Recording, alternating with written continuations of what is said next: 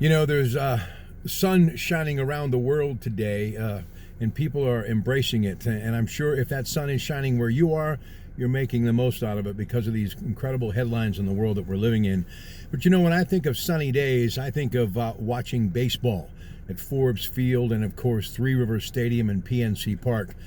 But I not only love the Pirates, I love the big leagues and Major League Baseball. Great memories. And, I go back to 1968 when I fell in love with a team from the Motor City. Yeah, known for Motown and the great United Auto Workers and the American cars that have been rolling on our highways for many years, right?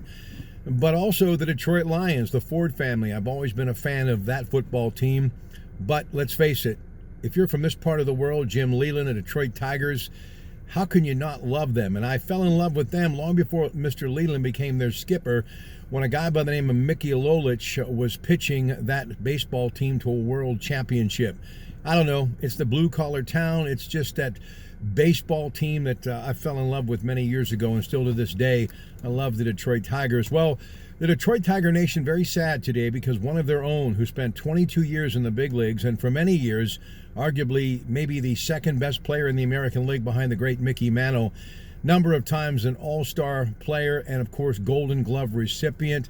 That lifetime batting average just under 300 and 3,007 hits. Well, word today that Al Kaline has passed away.